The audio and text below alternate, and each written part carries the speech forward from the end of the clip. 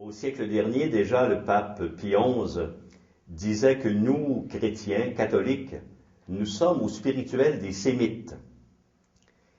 Quelques années plus tard, le Concile Vatican II disait que lorsque l'Église scrute son propre mystère, elle en arrive nécessairement à ses racines qui sont dans ce peuple sémite, dans ce peuple d'Israël.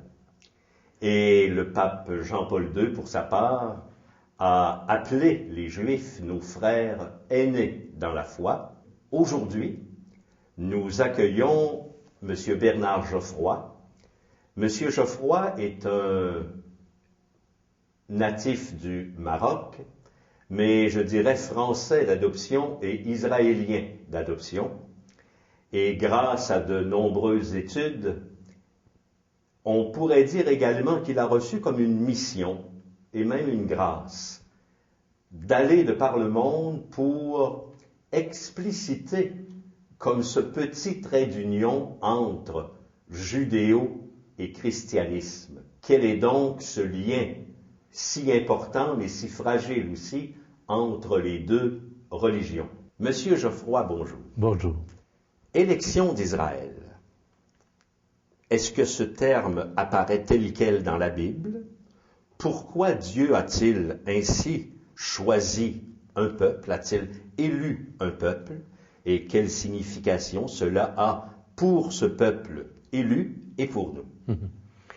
Alors d'abord, je vais peut-être surprendre bien des gens, mais dans le texte de l'Ancien Testament, ce que nous appelons l'Ancien Testament, ce que nos frères juifs appellent donc la Torah ou l'ensemble des livres donc, qui constituent pour nous l'Ancien Testament, il n'y a aucune fois le mot élection en tant que tel.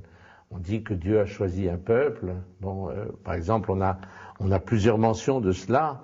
Je pense en particulier donc dans le livre du Deutéronome, où il est dit « Si le Seigneur s'est attaché à vous et vous a choisi, ce n'est pas que vous soyez le plus nombreux de tous les peuples, car vous êtes le moins nombreux d'entre tous les peuples. » Donc, ce verset que l'on trouve donc au chapitre 6, verset 7, donc du livre de Deutéronome, montre déjà l'intention de Dieu. C'est-à-dire que c'est un choix parmi les peuples, c'est un choix, ce n'est pas une élection.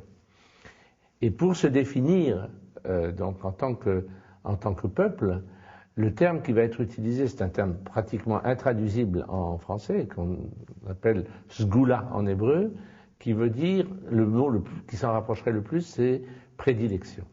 Donc le peuple de prédilection. Qu'est-ce que cela veut dire? Le peuple premier aimé. Ce qui sous-entend que tous les autres le sont aussi. Voilà. Mais dans l'ordre donc de la manifestation de l'amour de Dieu pour l'humanité, Dieu a commencé à le manifester à travers un peuple particulier qu'il s'est choisi parmi tous les peuples pour que l'humanité tout entière, toutes les nations connaissent que Dieu est un Père, que Dieu est amour, que Dieu est tendresse, que Dieu est miséricorde, voilà. Et que Dieu est le Père, le Créateur du monde, que Dieu est le Rédempteur de l'humanité.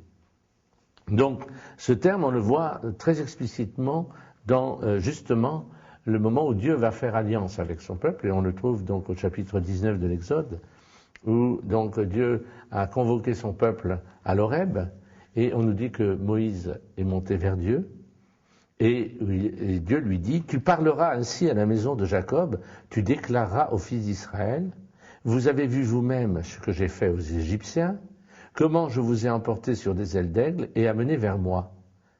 Alors voilà le verset très important. Maintenant, si vous écoutez ma voix et gardez mon alliance, si vous écoutez ma voix, donc c'est conditionnel, et que vous gardez mon alliance, je vous tiendrai pour Sgoula. Alors on a traduit dans la Bible de Jérusalem mon bien propre. Mais en fait, le terme, ce serait mon privilégié, ou pas mon privilégié, mon premier aimé, parmi tous les peuples, car toute la terre est à moi.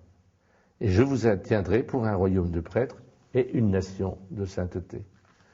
Et cette notion de premier aimé, ça implique quoi pour Israël et ça implique quoi pour nous qui ne sommes pas juifs? Alors, je dirais, ça met Israël en situation d'aîné, ce que disait justement le pape Jean-Paul II, et donc également donc, en responsabilité. Donc, comme l'aîné a une certaine responsabilité vis-à-vis de sa fratrie, donc Israël est mis en responsabilité vis-à-vis de l'humanité. Et cette responsabilité, c'est d'être témoin de Dieu face à l'humanité et témoin des hommes face à Dieu. Donc, c'est ça aussi son rôle sacerdotal, c'est-à-dire qu'il sert au fond d'intermédiaire, donc entre Dieu et les hommes, pour justement que l'amour de Dieu soit révélé à tous.